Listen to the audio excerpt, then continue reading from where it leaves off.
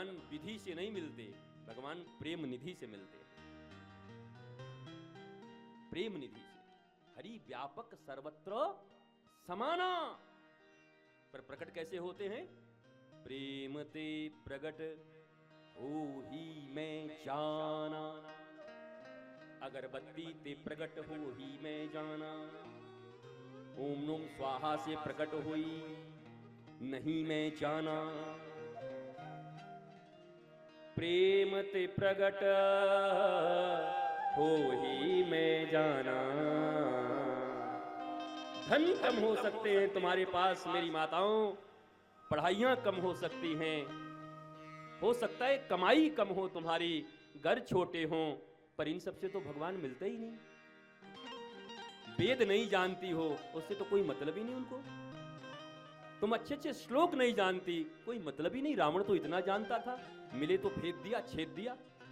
ऐसे मिलना भी क्या कि भगवान मिले और हम ही को छेद दे, भेज दे, क्या मतलब है? पर कैसे मिल रहे हैं भगवान?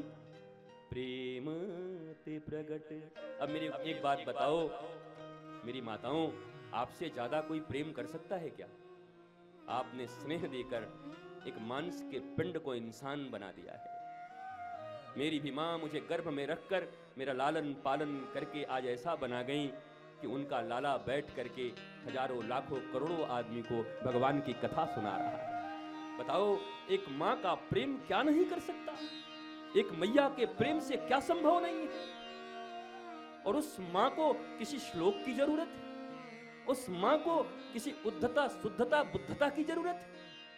उस मां के हृदय में प्रेम है, स्नेह है।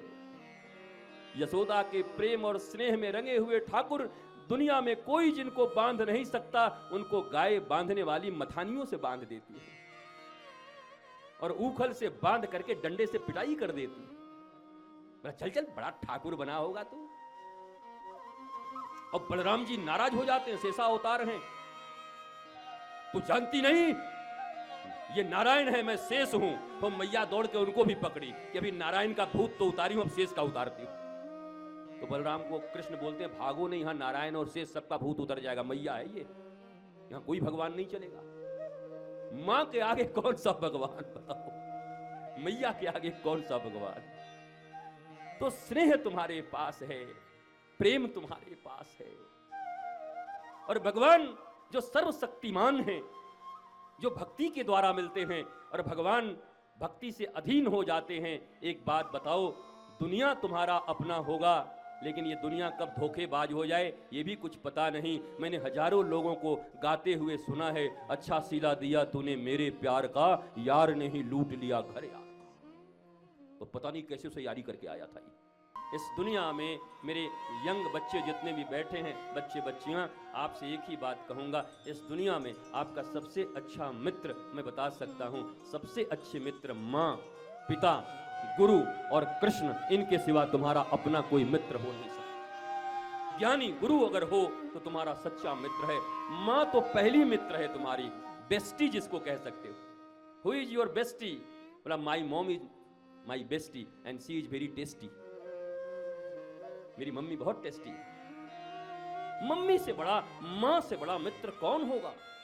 जिसने तुम्हें अपने कुक्षी में, अपने गर्भ में रख के जन्म दिया हो, जो तुमको जानती है, जो तुमको समझती है। तुम्हारे पिता से बड़ा फ्रेंड तुम्हारे लिए कौन होगा?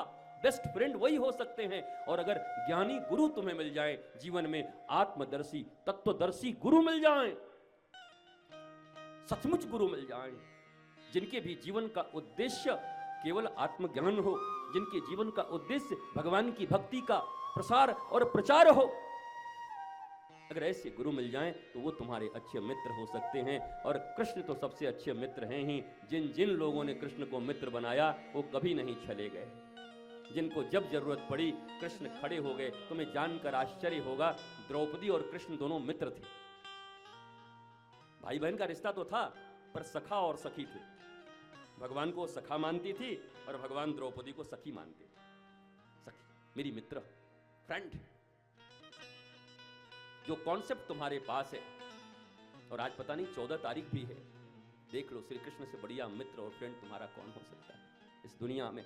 जब उस द्रौपदी को अपने ही लोग बड़ी सभा में खड़ा करके जब भीष्म की तरह देखकर रोती है, जब कृपाचार्य की तरफ देखकर रोती है, अरे अपने सास और ससुर की तरफ देखकर रोती है। एक ससुर तो अंधा था और सास जानबूझ के अंधी बन गई थी कपड़ा बांध के। इसको भी कहीं कोई पतिव्रता कहते?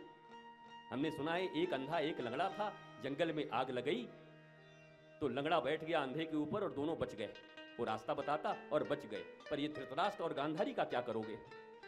मैं इस पर भी चर्चा करूंगा। ये नहीं है, गांधारी ने जो किया वो पातिव्रत धर्म नहीं हो सकता, बेकार का धर्म है ये। इस धर्म को कृष्ण पसंद नहीं करते। एक तो पति अंधा है, आंखों से भी अंधा है और बुद्धि से भी अंधा है, बुद्धि भी नहीं उसके पास, और इस बिचारी के पास आंख भी है।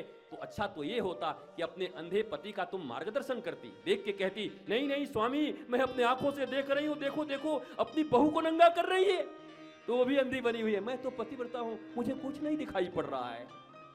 बाहरी पतिव्रता, अपने पति की सेवा करती। अच्छा बताओ, एक अंधा आदमी हो और एक आंख वाली लड़की से उसका ब्याह करा दें और लड़की भी आंख में पट्टी बांध ले, तो काहे को ब्याह कराए थे आंख से? दो अंधे का ही ब्याह करा देते, फिर दो बिना आंख वाले का ही करा देते, एक आंख वाला एक बिना आंख वाला, ताकि एक आंख वाला बिना आंख वाले का सहारा बन जाए, बात बन जाए।